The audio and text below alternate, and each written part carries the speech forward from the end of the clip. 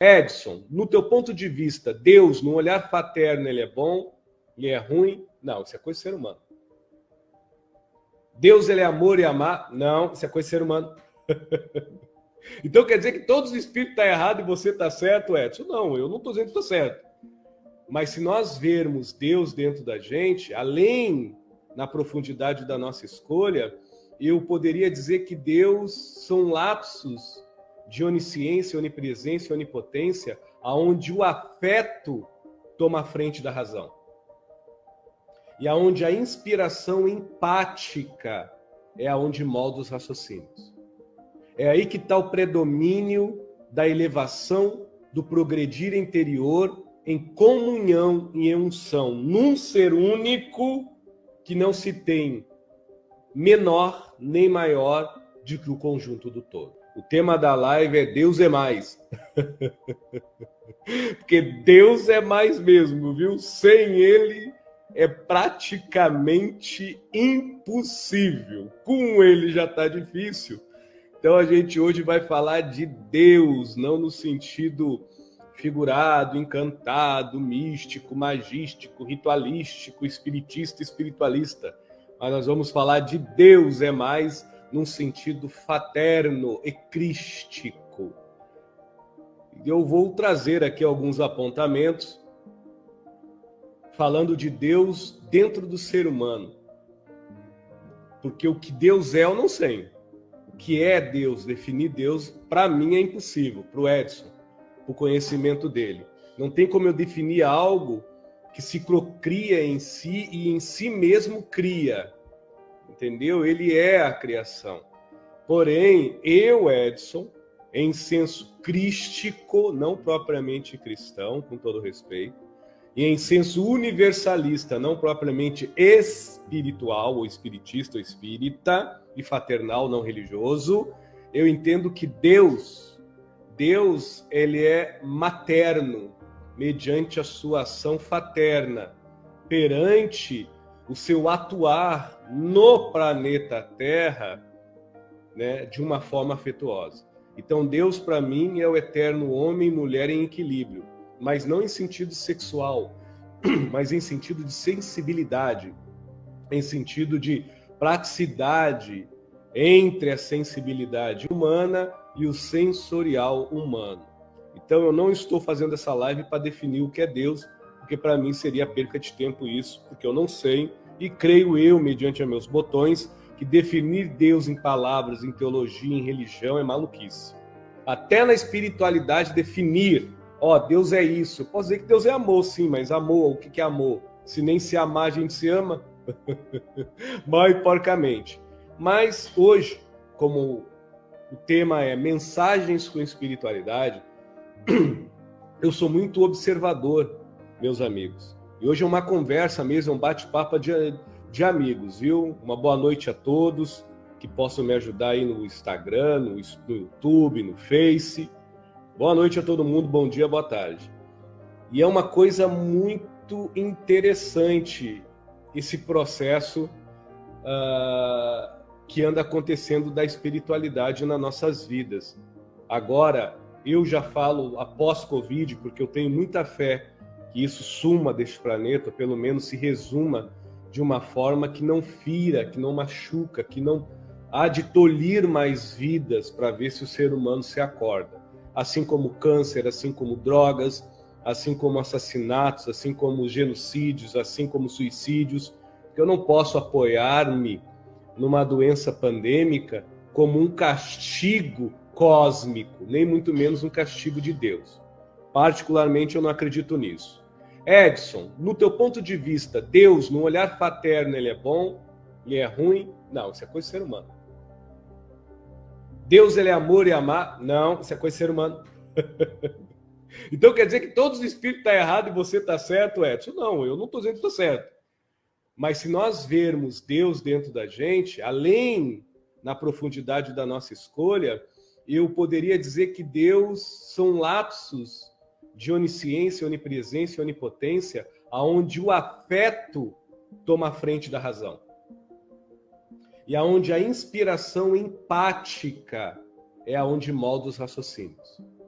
É aí que está o predomínio da elevação, do progredir interior em comunhão e em unção, num ser único que não se tem menor nem maior do que o conjunto do todo. Está gravado aí. Não estou dizendo que Deus é isso, mas Deus trabalha nessa constância. Então, Deus no ser humano, em sua divina grandeza, é a simplicidade.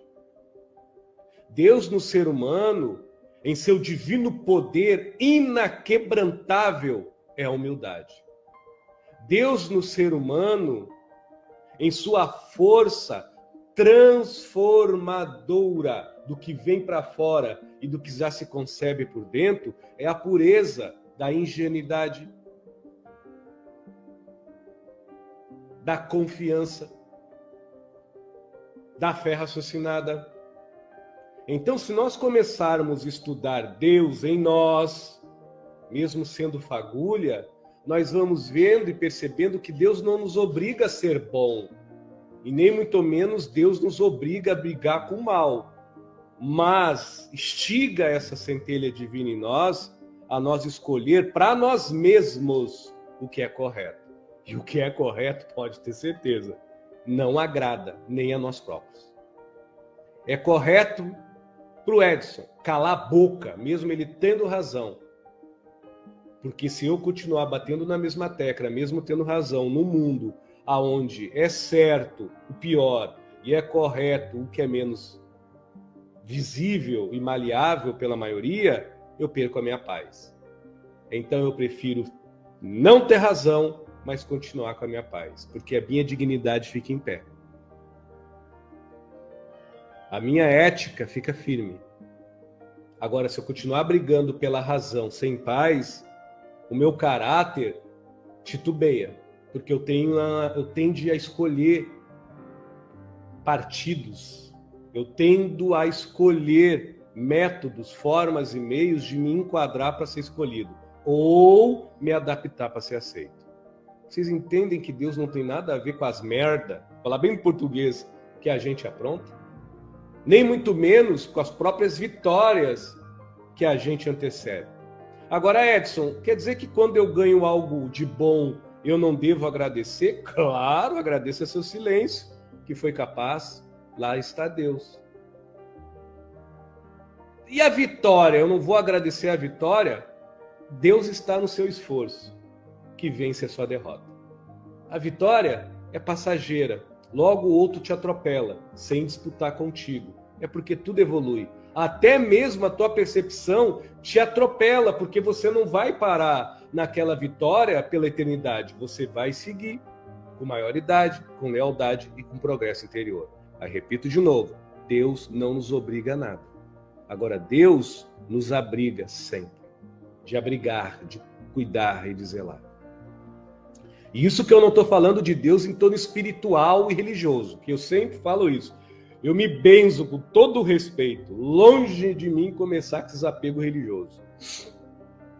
Agora, Edson, se você levasse Deus para o humano, num senso além da religião, não desfazendo de religião, o que seria Deus? Sagrado ou divino? Divino. E o que seria Deus no ser humano? Sagrado ou divino? Não. Deus seria no ser humano o que nós chamamos de santo. Só que a conotação de santo que nós damos a alguns seres de dadas religiões é uma conotação semi-angelical e de elevância moral acima das outras criaturas. Isso é um erro. O santo é o puro. E o puro não é do que faz, é do que nutre. Então, Deus é aquele que puramente, antes de fazer, nutre o que lhe fortifica o ato, o que lhe produz o fato e o que lhe leva a prover os feitos. Deus está lá. No arrependimento, Deus está na lucidez. Na tristeza, Deus está na superação. Na raiva, Deus está na temperança, no controle. Na ira, Deus se encontra em quem na ira não sai da sua sanidade. Na ignorância, Deus se encontra na leveza singela, mas sincera, e não menos eficaz, da sensibilidade, da empatia, da inspiração, da sinergia, da leitura do humano pelo humano, ou do humano mediante as coisas. Na grandeza de Deus, repito, está na simplicidade e na humildade.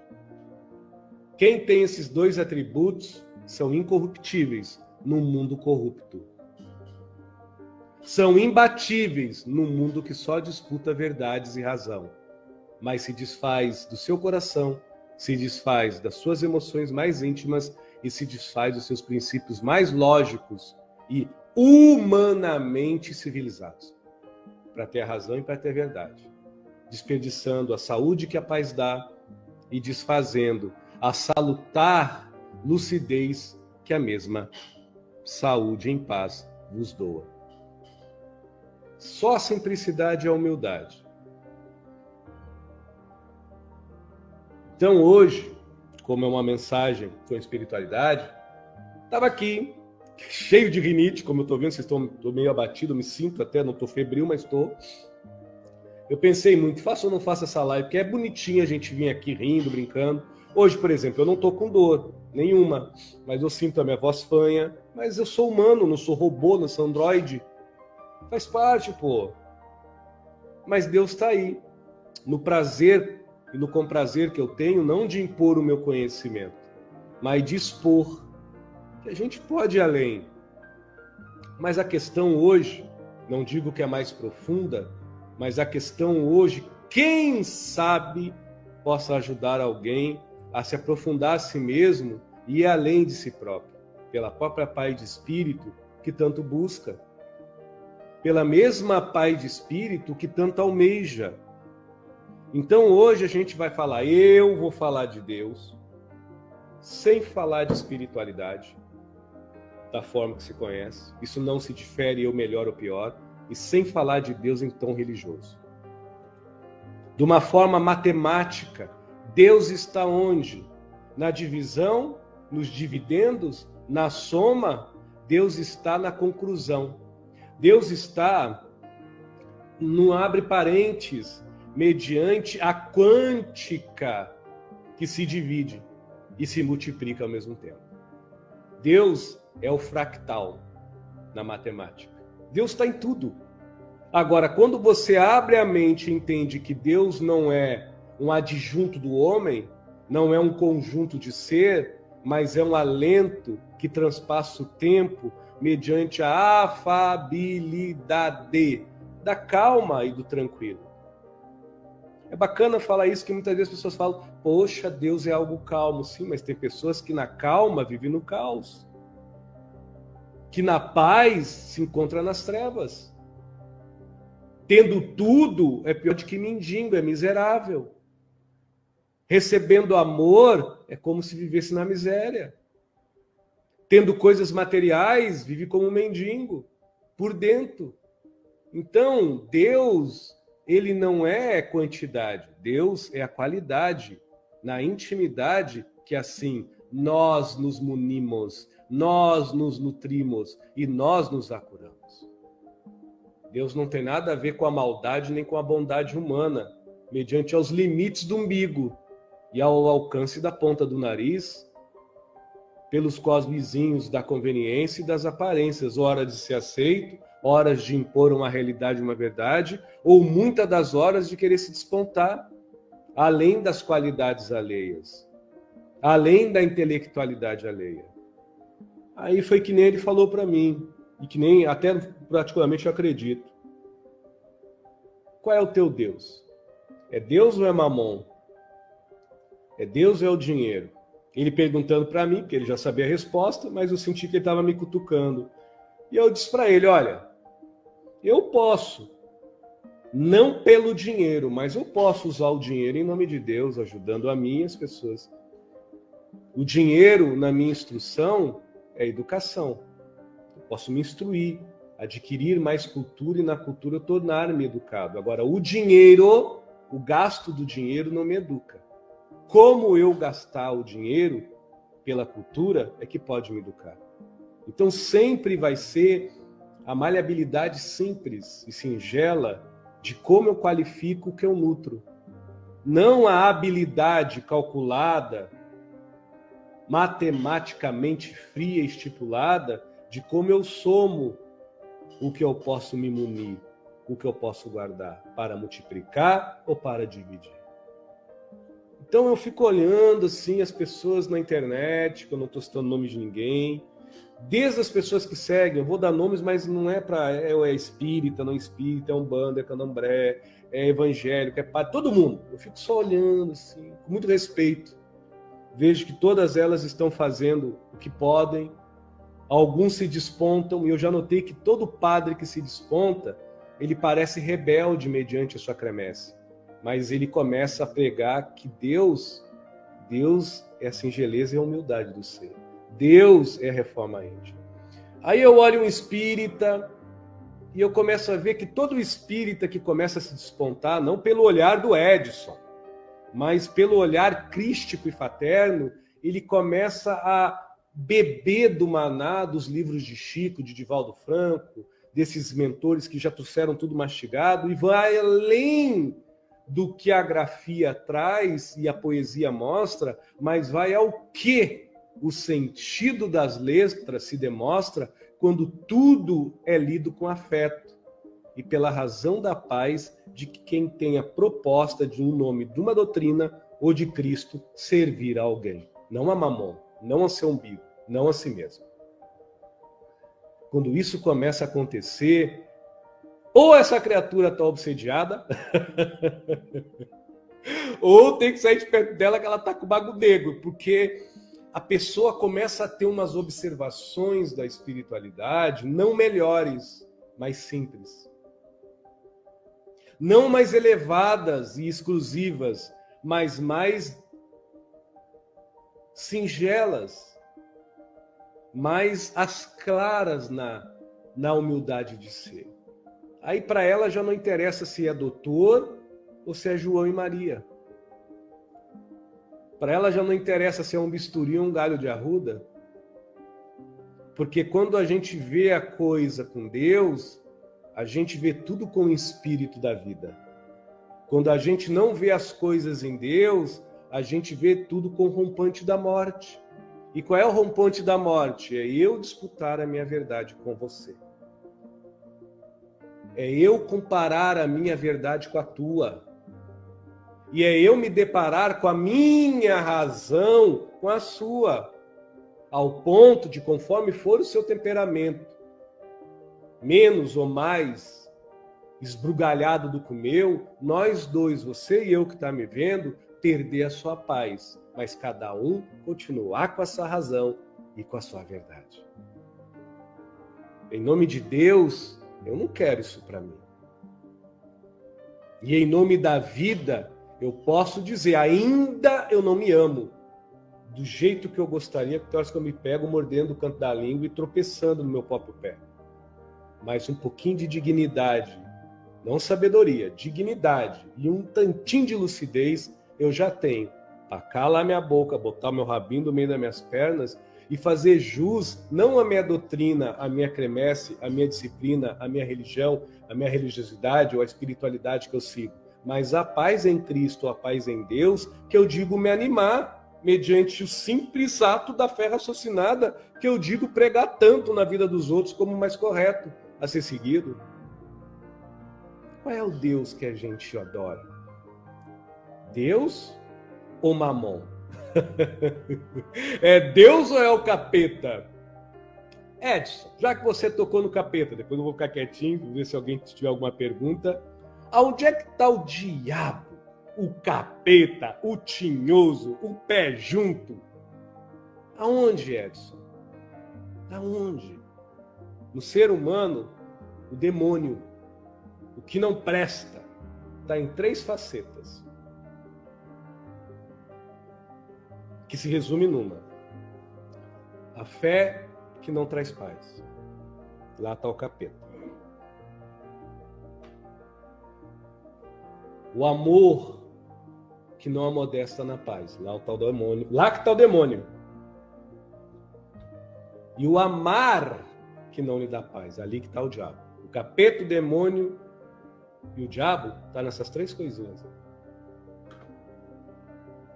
Aí vocês olham a sociedade e vê como é que está.